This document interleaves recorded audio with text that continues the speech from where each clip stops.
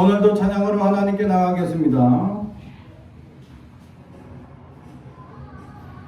주를 찾는 모든 자들이 주로 말미암아 기뻐하고 즐거워하게 하시며 주의 구원을 사랑하는 자들이 항상 말하기를 하나님은 위대하시다 하게 하소서.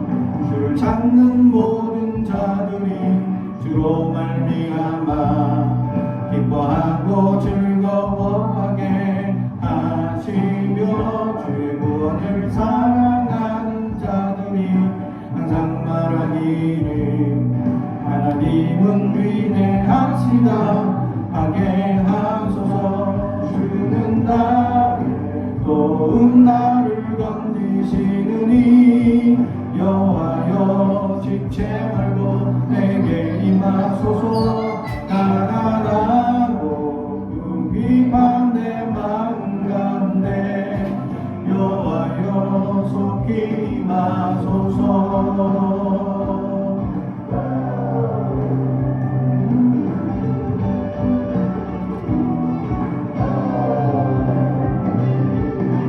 찾는 모든 자들이 주로 말미암아 기뻐하고 즐거워하게 하시며 주의 구원을 사랑하는 자들이 항상 말하기를 하나님은 위대하시다 하게 하소서.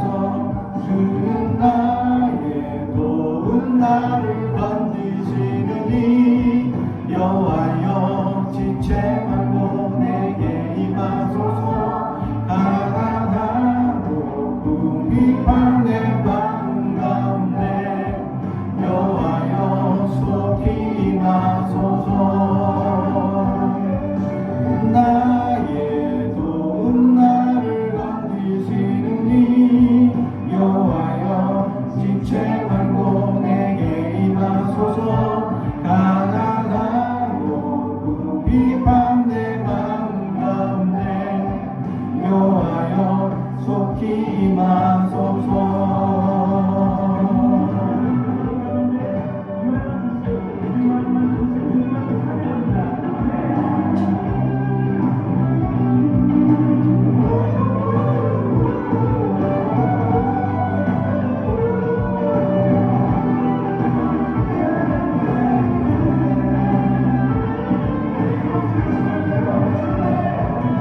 주는 나의 도움 나를 건지시느니 여호와여 지체 말고 내게 임하소서.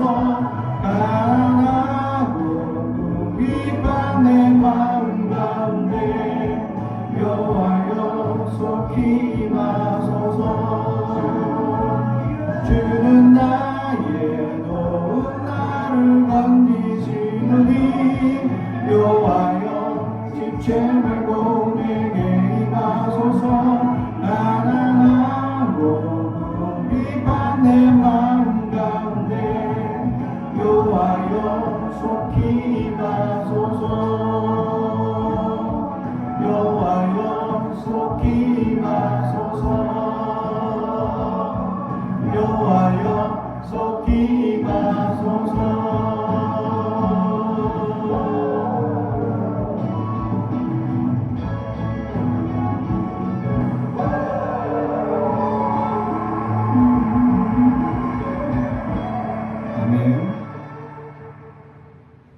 우리 계속해서 찬양합니다.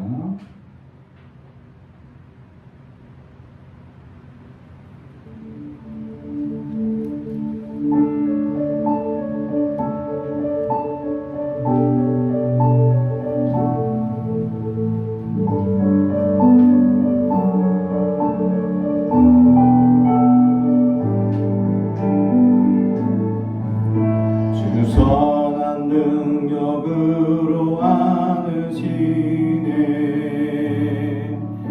그 크신 발로 날 거두시네. 절망 속에도 흔들리지 않고 사랑하는 주 얼굴 구하리. 선한 능력으로 일어서리. 주만을 지하리. 믿음으로 우리 고대 안에 주 오실 그날 영광의 새날을 맞이하리.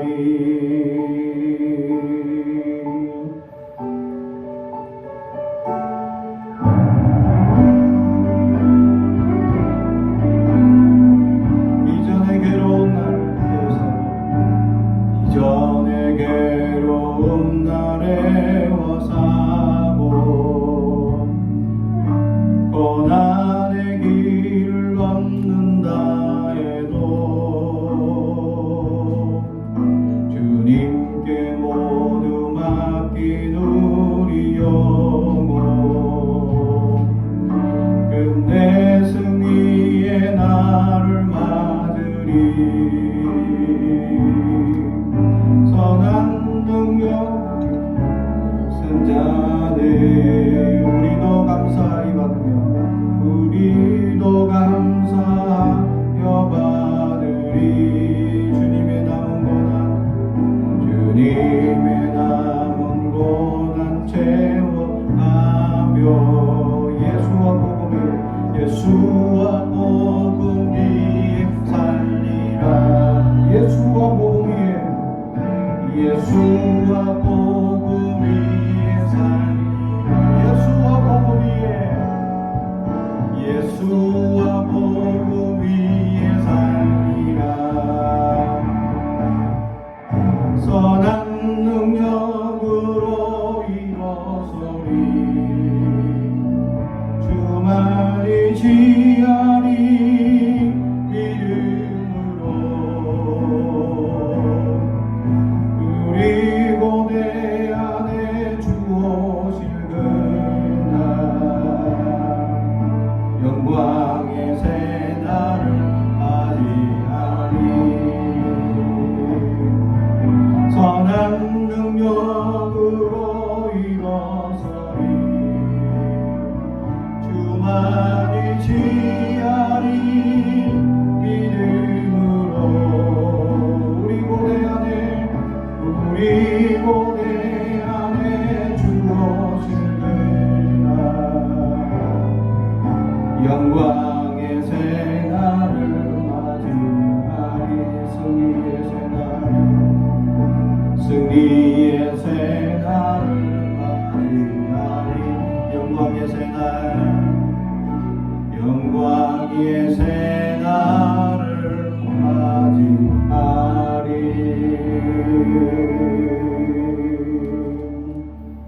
아멘. 오늘 우리에게 주신 하나님의 말씀은 시편 79편 1절에서 9절까지 말씀입니다. 시편 79편 1절에서 9절까지 구약성경 861페이지입니다.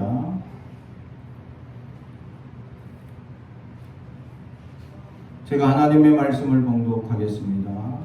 하나님의 말씀을 경청해 주시기 바랍니다. 하나님여, 이방 나라들이 주의 기업의 땅에 들어와서 주의 성전을 더럽히고 예루살렘의 미 돌무더기가 되게 하였나이다. 그들이 주의 종들의 시체를 공중의 새에게 밥으로 주의 성도들의 육체를 땅의 짐승에게 주며 그의 피를 예루살렘 사방에 물같이 흘렸으나 그들을 매장하는 자가 없었나이다. 우리는 우리 이웃에게 비방거리가 되며 우리를 애워싼 자에게 조소와 조롱거리가 되었나이다. 여호와여, 어느 때까지니까 영원히 노하시리이까? 주의 질투가 불붙듯 하시리이까? 주를 알지 아니하는 민족들과 주의 이름을 부르지 아니하는 나라들에게 주의 노를 쏟으소서. 그들이 야곱을 삼키고 그들의 거처를 황폐하게 함이니이다. 우리 조상들의 죄악을 기억하지 마시고 주의 긍휼로 우리를 속히 영접하소서. 우리가 매우 가련하게 되었나이다. 우리 구원의 하나님이여 주의 이름의 영광스러운 행사를 위하여 우리를 도우시며 주의 이름을 증거하기 위하여 우리를 건지시며 우리 죄를 사하소서. 아멘. 우리 가슴에 손을 얹고 축복의 언어합니다. 나는 하나님의 사랑입니다. 축복의 사랑입니다. 우리 가정은 영혼이 잘됨 같이 범사가 잘되고 강건해지는 가정입니다. 우리 교회는 번성하고 창대하게 되며 하나님의 언약이 이루어진 교회입니다. 아멘. 오늘 말씀의 제목은 우리 죄를 사하소서라는 제목의 말씀으로 은혜를 나누고자 합니다. 오늘 말씀은 아삽의 시라고 소제목이 적혀 있죠. 아삽이라는 사람이 지었는데 이 사람은 원래 다윗 시대에 아삽이라는 사람이 있습니다. 찬양대 대장 같은 역할을 했던 사람인데 사실 이 시가 기록될 때쯤이면 그 아삽이 아니라 아마 아삽의 후손이 아닐까 여겨집니다. 이 아삽의 후손 중에서 한 사람이 이 찬양을 하는 내용 중인데 이 찬양의 주제는 애가입니다. 애가. 눈물의 노래라는 사실이죠. 왜 눈물의 노래냐? 이 본문이 기록되는 이 시대적 배경이 예루살렘이 바벨론 3차 침입으로 성전이 파괴된 직후에 기록된 이야기이기 때문입니다. 완전히 다 파괴되고 성전까지 무너지고 완전히 포로로 끌려가고 또 살아남은 사람들이 없는 거의 죽음으로 패망하는 그런 상황 속에서 이 애가를 기록하게 된다는 사실이죠. 우리가 우리의 일상이 살아갈 때에 우리는 항상 즐거운 일이 있는 것이 아닙니다. 좋은 일과 나쁜 일이 교차하면서 우리의 인생의 행복과 불행을 반복해주고 있다라는 사실이죠. 그래서 우리는 우리 인생 가운데 항상 행복한 일이 가득하기를 소망하고 기대하며 살아간다라는 사실입니다. 그런데 우리는 그러한 기대와 또 상상과 은혜 가운데 그것이 온전히 이루어지지 않는 역사를 경험하게 된다라는 것이죠. 그래서 사람들은 기도를 합니다. 하나님께 눈물의 노래를 부르기 시작하는 거죠. 하나님 우리를 불쌍히 여겨 주옵소서, 우리를 건져 주옵소서라고 기도하는 장면을 우리가 맞닥뜨리게 된다는 사실입니다. 우리 인생이 그렇게 어렵고 힘들고 연약한 인생으로 살아가는 이 모습을 우리가 경험하게 된다는 사실입니다.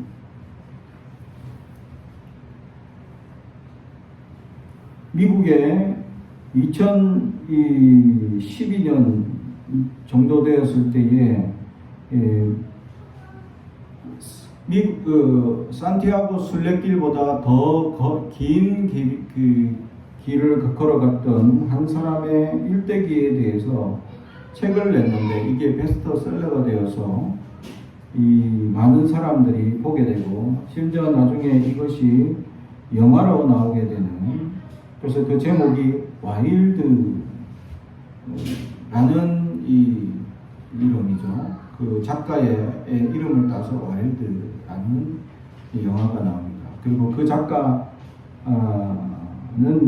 셰릴 스트레이드라는 작가인데 이 사람이 26세 젊은 나이에 아버지의 학대 속에 또 어머니의 죽음과 가족 간의 갈등 또 이혼 등 너무나 많은 삶의 아픔을 경험합니다. 겨우 26세.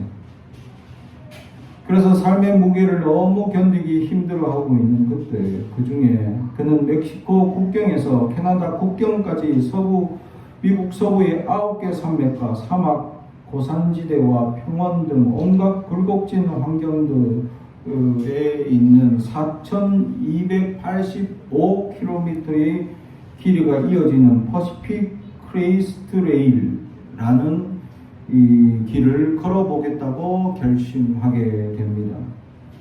그 길을 걸으면서 그는 예상하지 못하는 돌발적인 위험의 상황들, 야생동물들, 그리고 사람들의 위협들을 경험하며 94일간의 험난한 사투를 벌이는 이야기입니다.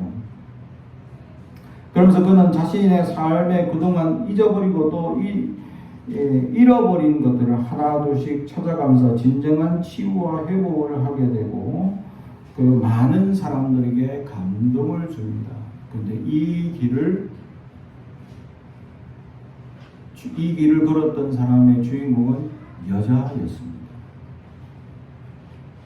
그는 이 길을 걸으면서 많은 사람들에게 함께 공감을 주고 함께 이 걸음의 속에서 위험들 속에 또 깨닫는 자기의 고백을 함께 공감하면서 많은 사람들이 읽어주고 베스트셀러가 되어서 영화가 되었죠. 그의 인생은 이제 변화되고 그는 베스트 작가가 되었다라는 사실이죠. 우리의 인생이 우리를 짓누르고 험난하고 어려운 그 순간 우리는 무엇을 결정할 것이냐라는 것입니다. 그 어렵고 힘든 여건과 환경 속에서 우리를 짓누르는 그 사건 속에 우리는 머물러 있는 연약한 인생이 아니라 우리의 삶을 개척하고 새롭게 하는 인생이 될 수 있어야 한다는 사실이죠. 우리는 도전하며 나아가야 한다는 사실입니다. 오늘 기자는 오늘 말씀을 기록한 이는 지금 예루살렘이 멸망한 그 멸망의 현장 속에 있습니다. 그래서 좌절하고 어떻게 해야 될지 알지 못해서 눈물의 찬양을 부르고 있는 모습이었다라는 사실입니다. 그러나 그는 예배자의 모습을 잃지 않았습니다. 그래서 오늘 1절에 보면 하나님의 이방 나라들이 주의 기업의 땅에 들어와 주의 성전을 더럽히고 예루살렘이 돌무더기가 되게 하였나이다. 아멘. 그는 자기의 집안이 무너졌고 내 가족이 죽었고 라는 문제가 아니라 예루살렘 성전이 무너졌습니다 하고 성전에 무너진 모습을 보며 안타까워하는 예배자의 모습을 보게 된다는 사실이죠. 예배자의 자세는 무엇이냐? 먼저 하나님 그의 나라와 의를 구하는 자들이 될 수 있어야 합니다. 지금 아삽은 어쩌면 자기 일가 친척이나 가까운 형제들이 죽음을 당했을 수도 있습니다. 그러나 제일 먼저 안타까워하는 마음이 뭐냐? 예루살렘 성전이 무너졌다. 그것에 더 마음을 안타까이 여기는 자세, 그것이 바로 진정한 예배자의 모습이었다라는 것이죠. 예배자란 하나님께 예배드리는 모습으로 진정하게 신령과 진정으로 드려지면서 특별히 하나님께서 우리를 세워가고 새롭게 하실 놀라운 은혜와 역사를 기대하며 그래서 하나님께 감사하여 드리는 예배 가운데 우리의 모든 행위를 헌신적으로 갚아가는 겁니다. 그래서 우리가 봉사하고 교회를 어떻게 하나님이 기뻐하시는 교회로 만들어 갈 것이냐, 어떤 일은 꾸미고 꺾고지 않은 일들로, 어떤 일은 찬양으로, 어떤 이들은 감사로, 어떤 이들은 청소나 봉사로, 어떤 일은 밥을 하며 하나님께 섬기는 일로, 어떤 이들은 가르치는 일로, 어떤 이들은 교회를 위하여 구석구석의 모습들을 생각하며 세워나가는 모습들을 발견하게 된다는 사실이죠. 우리의 인생이 하나님께 감사드리는 예배의 자세가 먼저 있어야 합니다. 예배가 무너져서는 안 된다라는 것입니다. 우리의 삶이 아무리 고달프고 어렵더라도 우리는 예배가 세워지는 자들이 될 수 있어야 한다라는 사실이죠. 예배가 우선되고 예배를 하나님께 온전히 드릴 수 있는 사람, 예배자의 마음이 살아 있어야 한다는 것이죠. 그것은 예루살렘 성전을 바라보며 안타까워하는 모습, 더 이상 찬양할 수 없는, 더 이상 예배할 수 없는, 더 이상 기도할 수 없는 그 안타까운 마음을 가슴을 치며 애통하는 그의 모습을 발견하게 된다라는 사실입니다. 우리의 삶에도 이러한 예배자의 모습이 일어나길 주님의 이름으로 축복합니다. 하나님 앞에 온전히 드려지고 헌신하는 모습들, 하나님께 섬기는 자들. 그러나 이것은 내가 섬겼다, 헌신했다, 뭔가 플러스 되는 인생이 아니라 하나님께 받은 은혜가 너무 많은 은혜를 받았기에 아무리 갚아도 우리는 마이너스밖에 남지 않습니다. 간혹 사람들이 그런 얘기를 봅니다. 어느 교회에 분쟁이 있었는데 그 교회 권사님이 이렇게 분쟁을 하시다가 내 교회 떠나야 되겠다 하시면서 갑자기 너희 교회 더 이상 함께 할 수 없을 것 같습니다. 그럼 가시면 되잖아. 근데 피아노, 그랜드 피아노를 들고 가시겠대. 왜? 자기가 사들였으니까. 이게 하나님께 헌신하고 봉사한 것이 자기의 유적처럼 내가 뭔가 헌신했다라는 착각을 하는 것이죠. 하나님께 드린 것인데 하나님께 드렸다 하면서 뭔가 내가 플러스 된, 내가 뭔가 하나도 헌신한 것처럼 착각합니다. 하나님께 그냥 갚는 일인 걸 생각지 못하는 인생이 있더라라는 사실. 우리는 하나님께 갚는 인생입니다. 받은 은혜가 너무 많기에 그것을 조금씩 갚아 나갈 수 있어야 한다라는 것이죠. 그런데 우리는 얼마나 하나님께 갚아 나가고 있느냐. 사람들은 흔히들 자기가 최선을 다해서 지금 하고 있는 이걸로 다 갚은 것처럼 착각하고 있는 사람들이 가끔 보게 돼요. 줄 나온 것만 해도 대단하지 않습니까? 라고 얘기를 하면 제가 할 말이 없습니다. 그건 당연히 나와야 되는 일인데, 당연히 섬겨야 하는 일인데, 당연함이 사라지고 마치 나온 것이 자기에게 더해 준 것처럼 착각하는 인생들이 있더라. 사랑하는 성도 여러분, 우리는 플러스 해주는 인생이 아니라 마이너스 인생에 계속 조금씩 마이너스를 더 갚아나가는 인생입니다. 우리가 일생을 다해서 헌신하고 내 모든 것을 다 하나님께 드린다 하더라도 그 마이너스는 완전히 제로가 되지 못합니다. 채워지지 않는다. 왜냐하면 더 많은 것들로 하나님은 더 은혜를 우리의 인생에 베풀기 때문이죠.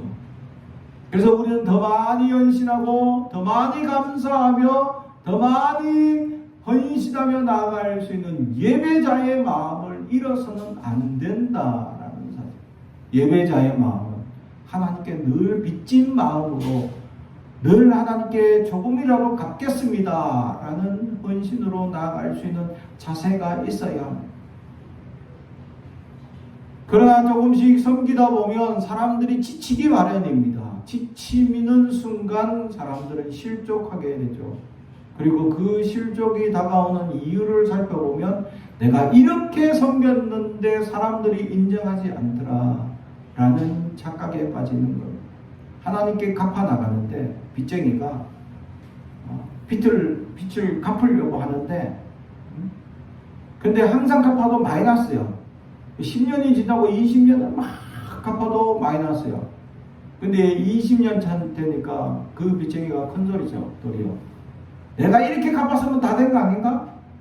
왜 인정하지 않지? 라고 큰 소리 치는 거예요. 이게 문제다라는 거예요. 빚진 사람은 항상 빚지는 사람. 우리가 예수의 십자가에 빚진 그리스도인들이기 때문에 우리의 전 인생을 다 하나님께 드린다고 한들 완전히 갚을 수 있겠냐라는 것입니다.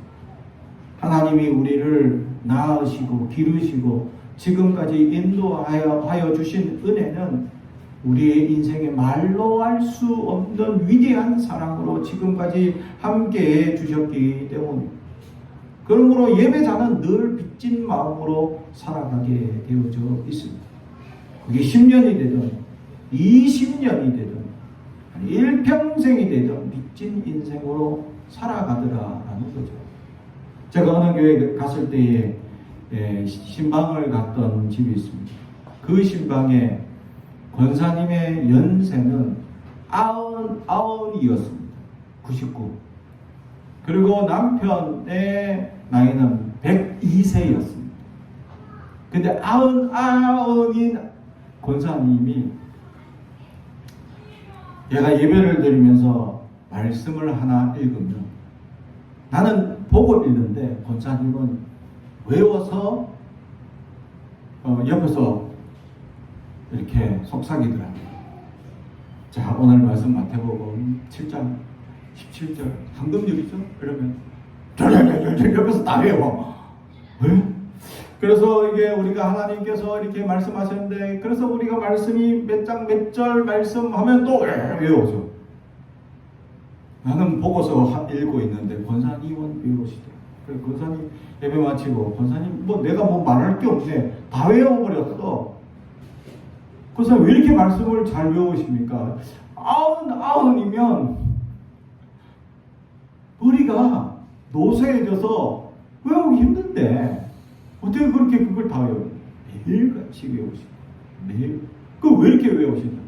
자기 인생을 하나님이 인도해 주신 은혜에 감사하여 말씀이 너무 달더라고요. 말씀이 너무 좋고 그래서 말씀을 그냥 좋은 말씀은 그냥 달달달 외워서 이렇게 자손들에게 또 교인들에게 얘기해 주고 싶어요. 그래서 말씀을 거의 내가 예배를 드리면 3분의 2의 본문 중에 얘기를 하는 인용하는 본문들을 거의 다 얘기하시더라고요. 다 외워서 말씀하시더라고요. 그래서 제가 깜짝 놀랐고 제가 부끄러웠어요. 나는 목사인데도 외운다고 하지만 많이 외우지 못했는데 아니 99의 권사님이 그 말씀들을 그냥 얘기하는 순간순간마다 다 외워서 그냥 옆에서 줄줄줄 하시는 모습 보니까 너무 대단합니다. 근데 이 대단한 걸 권사님은 하나님 앞에서는 부끄러워 하시더라. 이건 아무것도 아닙니다.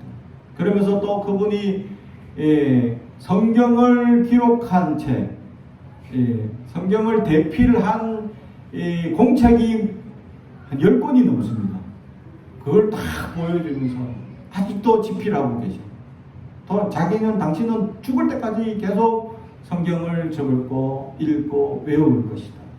왜 그렇게 외우십니까?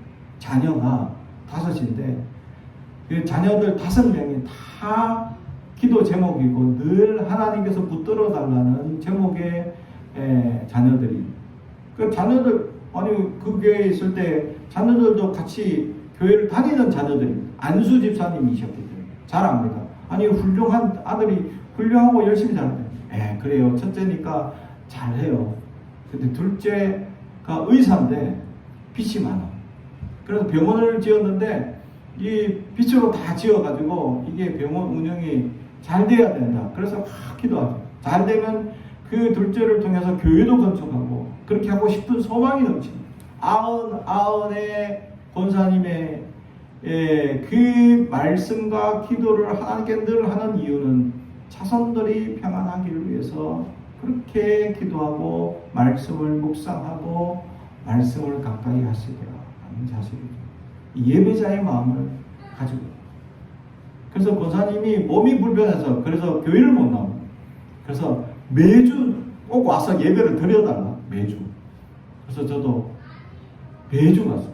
큰일이 장례식이나 큰일이 있지 않는 이상은 그 권사님 집에 가서 늘 예배를 드렸죠.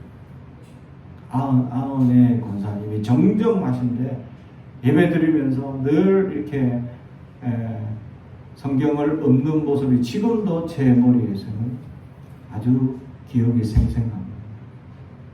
사랑하는 성도, 예배자의 마음, 늘 하나님께 빚진 마음으로 하나님께 99까지 일평생의 권사님으로 헌신하고 섬기고 나아갔음에도 불구하고 늘 빚진 마음으로 말씀을 암송하고 기도하는 것처럼 우리는 우리의 일생을 빚진 인생으로 하나님 감사하며 온전히 드릴 수 있는 예배자의 마음을 가지길 주님의 이름으로 축복합니다.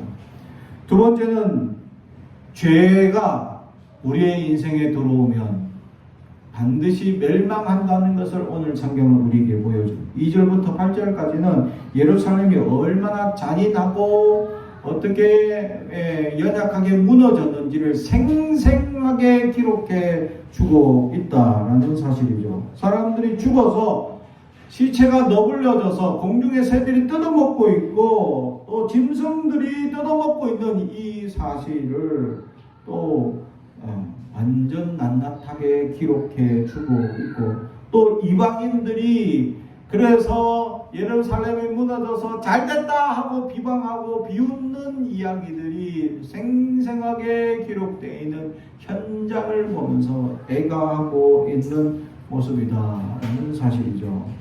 결국 이 예루살렘의 멸망, 이 이스라엘의 멸망은 이스라엘 하나님께서 지금까지 버티고 버티다 말을 듣지 않는 이스라엘을 하나님께서 멸망시킨 것이다 라는 거죠. 그러나 궁극적으로 따져보면, 근본적으로 따져보면 하나님은 이스라엘을 보호하기 위해서 계획하고 준비한 일이지만 이것을 당하는 입장에서는 엄청난 고통일 수 있습니다. 결국 하나님이 이 방법을 통해서라도 하나님은 계획하고 있었다. 결국 하나님의 계획을 선지자들을 통해서 이미 계시하고 있었죠. 예루살렘 망한다.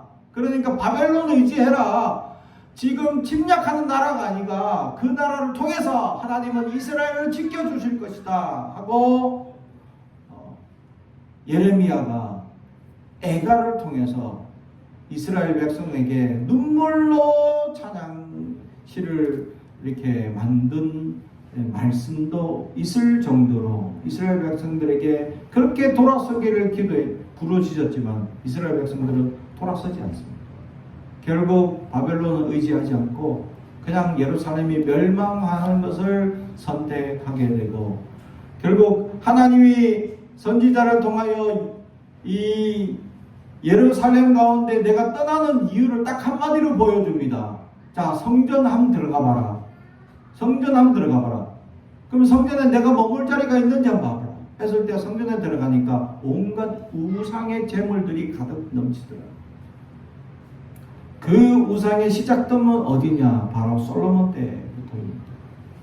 솔로몬이 열방들과 다윗이 다 침략해서 이미 조공을 받는 주변 나라들 사이에서 그 나라들과의 관계를 솔로몬은 이 정략결혼이라는 것을 통해 정치적인 활동을 통해서 이 관계를 유지하게 됩니다. 그래서 그에게는 수많은 공주들과의 정략결혼을 하게 됩니다. 그 공주들이 그 나라들에 가지고 있던 우상숭배들을 가져와서 이거 우리나라 아주 귀한 보물인데 그럼 그런 우상숭배들을 보석으로 만들고 이러니까 이거 귀한 건데 성전에 바치겠습니다 하고 예루살렘 성전에 우상들을 갖다 놓기 시작합니다. 이게 솔로몬 때 시작합니다. 하나님은 솔로몬 때 시작해서 계속 참으시고 참으셨어요. 근데 그 성전에 계속해서 우상숭배를 가득 채워서 하나님의 선지자를 통해서 하시는 말씀이 더 이상 여기 내가 머물 자리가 없다. 사랑하는 성도들, 하나님이 머무시는 교회가 돼야 합니다. 하나님이 머무시는 교회는 뭡니까? 어떤 교회일까요? 기도하는 사람이 있는 교회, 예배하는 사람이 있는 교회, 찬양하는 사람이 있는 교회, 이곳에서 하나님을 찾는 이가 있는 교회가 하나님이 머무시는 교회가 됩니다. 이게 예배자고 이게 하나님의 은혜를 누리는 교회의 모습이다. 이제 이것을 버리는 순간 기도하지 아니하고 하나님을 찾지 아니하고 찬양하지 않으면 하나님은 이곳을 떠날 수도 있다라는 것을 예루살렘을 통해서 우리에게 보여주고 있습니다. 죄의 결과는 멸망이다 라는 것을 보여줍니다. 그러나 한 가지 더 하나님께서 우리에게 축복으로 주시는 것이 있습니다. 5절 여호와여 어느 때까지니까 영원히 노하시리까 주의 질투가 불붙듯 하시리까. 아멘. 하나님 이 멸망이 당장 당하는 입장의 처지에서는 이것이 빨리 끝나기를, 이 고난이 벗어나기를 소망하는 마음에서 언제까지 이 고난이 있습니까? 라고 부르짖지만 하나님의 징계는 한도가 있습니다. 하나님은 혼냈을 때 무한히 혼내지 않습니다. 하나님은 두 가지 역사가 있는데, 하나님은 사랑하실 때는 무한하십니다. 이게 그래서 하나님의 사랑을 우리는 아가페 사랑이라고 얘기하죠. 무한한 사랑이라고 얘기해요. 부모의 사랑을 넘어서는 사랑이죠. 부모도 자녀를 사랑하는 것은 부모가 전심전력으로 자녀들에게 최선을 다하는 부분이 있지만, 이것보다 더 넘어서는 헌신을 하는 하나님의 사랑이 있습니다. 하나님은 사랑에는 한계가 없었습니다. 그러나 징계에는 한계가 있다라는 사실이죠. 하나님 벌을 주실 때 계속 벌을 주시는 게 아닙니다. 우리는 어느 때까지입니까? 라고 부르시지만 하나님은 곧 끝난다라는 거예요. 예루살렘이 지금은 무너지고 좌절로 이스라엘 백성은 고통에 있지만 70년의 포로 생활을 통해서 이스라엘 백성이 지켜지는 역사가 있게 됩니다. 이게 하나님의 징계냐 은혜냐라고 나누면 나중에 후대에 와서는 이걸 은혜다라고 하고, 그것에 대한 신학적인 사상에 대해서 성경은 남은 자 사상이라고 얘기를 합니다. 결국 하나님의 사람들을 남겨주신다라는 거죠. 그래서 이스라엘 사람들을, 지금 이스라엘 사람들을 우리는 이스라엘 사람이라고 하지 않고 뭐라고 얘기하죠? 유대인이라고 합니다. 12지파 중에 유대 지파만 많이 살아남았기 때문이죠. 왜 그렇습니까? 하나님이 솔로몬에게 영원한 축복을 했기 때문입니다. 사랑하는 성도 여러분, 하나님이 영원한 축복을 한 유대인이 결국 그 인구 숫자가 어느 지파보다 가장 많이 남았기 때문에 이스라엘 사람들을 유대인이라고 표현하는 이유가 여기에 있었다라는 사실이죠. 물론 지금 이스라엘에는 그 나머지 지파 사람들도 많이 남아 있습니다. 하지만 왜 유대인이라고 얘기를 하는 걸까요? 그것이 바로 하나님의 축복의 근간이 거기에 있기 때문입니다. 그래서 하나님은 이스라엘을 멸망시킬 계획이 아니라 하나님께서 지키시고 보호하시는 계획이 있기 때문에, 우리가 볼 때는 어느 때까지 포로로 잡혀있고 어느 때까지 이 멸망이 되고 있습니까? 하나님은 바벨론이라는 나라를 통해서 지켜주시고 보호하시는 은혜가 있었다. 바벨론은 이스라엘 백성들이 자국의 문화와 자국의 언어를 유지할 수 있도록 허락해 줍니다. 그리고 자기들만의 이 공동체 생활들을 허락해 줍니다. 그리고 바벨론 포로 생활 중에서 세계 최초의 학교의 체계가 나오기 시작합니다. 초등학교가 이때 나왔습니다. 그럼 이 포로로 갔던 유대인들이 자기들의 문화와 언어를 잊어버리지 않기 위해서 이 바벨론 정부에다가 요청한 게 뭐냐? 우리 어린아이들을 바벨론 언어를 가르쳐서 여러분들께 봉사를 잘 할 수 있도록 교육하는 기관을 만들겠습니다 하니까 바벨론이 허락해줘서. 근데 사실은 유대인들이 물론 바벨론어를 가르치는 일도 했지만 히브리어도 가르치고 또 성경을 가르치는 기관을 만들었다라는 사실이죠. 지금의 초등학교의 근간이 되는 세계 최초의 역사, 기록으로 남아있는 역사였다라는 사실.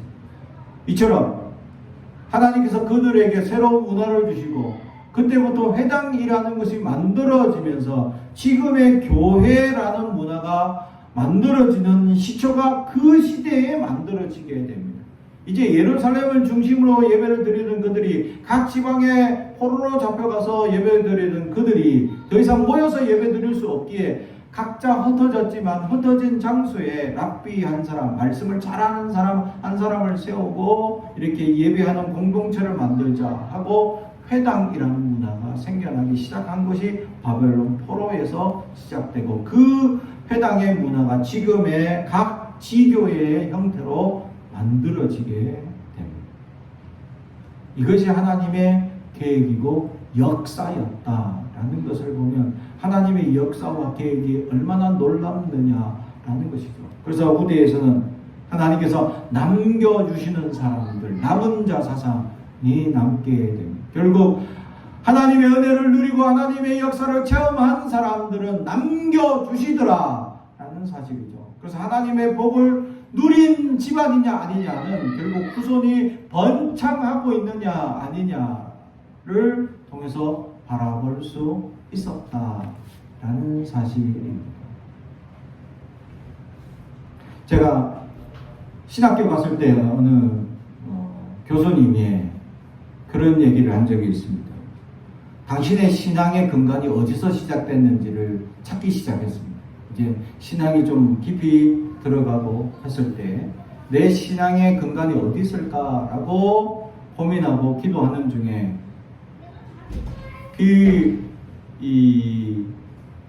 하나님께서 그에게 지혜를 주시고 깨닫게 해주신 은혜가 뭐냐 하니까 외할머니의 신앙을 보게 되었다라는 겁니다.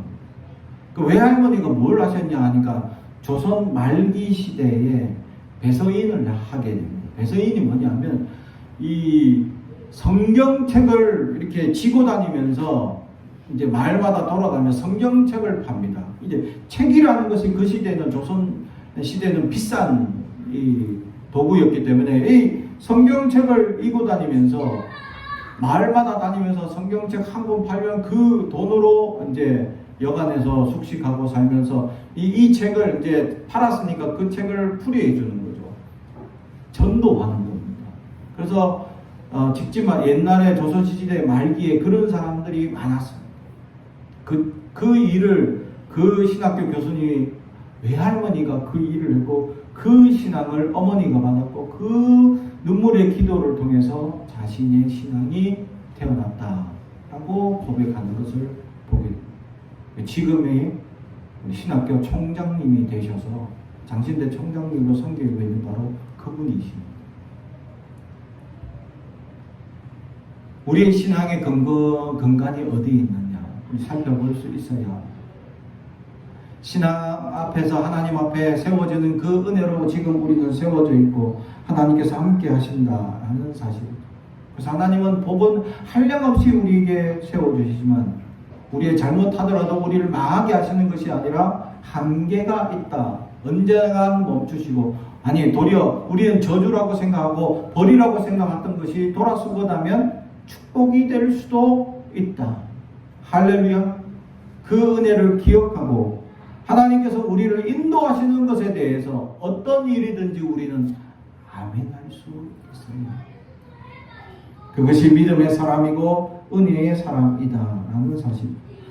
그러면서 오늘 말씀에 보면 심판은 대물림하지 않는다라는 사실을 보여줍니다. 오늘 8절에 보면 우리 조상들의 죄악을 기억하지 마시고 주의 긍휼로 우리를 속히 영접하소서. 우리가 매우 가련하게 되었나이다. 아멘. 20년 전에 이런 일들이 있었습니다. 이 죄의 대물림에 대한 이 신학이 일어났던 적이 있습니다. 결국 그것은 이단이 되었고 지금은 대물림 된다고 얘기하는 그 자체가 이단 사상입니다. 다시 말하면 예수님께서 눈먼 소경 아들을 데리고 사두개인들과 바리새인들이 질문합니다. 이 소경이 된 이유는 이 아버지의 죄입니까? 안 그러면 본인 자신의 죄 때문입니까? 라고 물어봤을 때 소경이 된 것은 누구의 죄도 아니다. 오직 하나님의 영광을 위해서 하나님의 뜻 하신 바다. 또 모세도 모세 오경에서 나타나기를 어떤 사람이 죄를 지어서 그 벌을 당할 때에는 아비 죄로 아들을 벌하지 말고 아들 죄로 아비를 벌하지 말라 라고 기록하고 있습니다. 죄는 대물림되어서는 안 된다.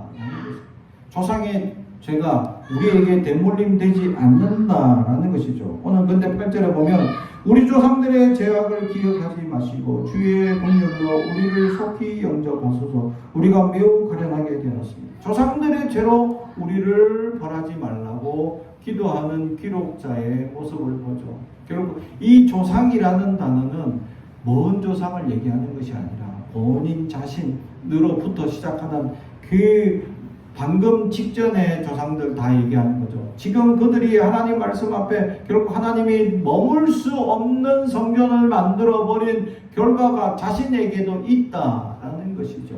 결국 하나님의 벌은, 징계는, 심판은 대물림 되지 않는다라는 것입니다. 그러면서 오늘 시인은 하나님 앞에 주의 긍휼을 구하는데 이 긍휼이라는 단어가 특별한 단어를 쓰고 있습니다. 그게 라함이라는 단어인데 8절에 긍휼의 라함은 이 자궁의 태아를 감싸고 있는 엄마의 모습을 표현하고 있습니다. 한량없는 사랑을 베푸고 지키고 보호하고 있는 모습을 나타내는 긍휼이었다라는 사실. 그렇게 하나님은 우리를 지켜주시고 보호해 달라라고 강구하고 있는 것입니다. 사랑하는 성도 여러분, 하나님께서는 우리를 그렇게 지켜주십니다. 마치 태아를 품은 어머니의 모습으로 우리를 지극히 살피시고 눈동자같이 우리를 살피시고 지켜주신다라는 사실이죠. 그런 은혜에 따라 우리는 하나님께 감사와 감격으로 나아갈 수 있어야 한다라는 것이죠. 그래서 마지막으로 오늘 제목인 우리의 죄를 사하옵소서. 아멘. 결국 우리가 이 비참한 현실과 어려움과 고통에 있을 때 우리가 가장 근본적으로 해야 될 자세는 뭐냐? 회개라는 것입니다. 우리가 어려움을 당하고 우리의 나약한 모습이 드러나고 우리가 비참한 현실을 겪을 때 우리가 제일 먼저 하나님께 고백해야 될 것이 뭐냐? 회개라는 사실입니다. 사랑하는 성도 여러분, 우리는 주님 앞에 날마다 회개하며 나아가야 합니다. 우리는 모두 주님 앞에 죄인이기 때문이죠. 우리의 연약한 마음을 용서해달라고, 우리의 연약한 생각을 용서해달라고, 우리의 연약한 발걸음을 용서해달라고 주님 앞에 회개하는 인생이 될 수 있어야 한다는 사실. 회개만이 우리의 살 길이고 참회만이 우리의 진정한 은혜를 누릴 수 있는 유일한 통로이기 때문입니다. 회개를 통해 하나님 앞에 겸손한 마음을 배우게 될 것이고 회개를 통하여 하나님 앞에 깨끗한 은혜를 누릴 수 있는 자가 될 수 있기 마련입니다. 그러므로 우리는 회개함으로 하나님께서 사하여 주는 놀라운 역사를 경험하길 주님의 이름으로 축복합니다. 기도하겠습니다. 사랑과 죄가 가득하신 아버지 하나님 감사합니다. 오늘도 우리에게 말씀을 주시고 이 말씀 가운데 나아갈 수 있도록 붙잡아 주시니 감사합니다. 하나님, 우리가 예배자의 마음으로 살게 하옵소서.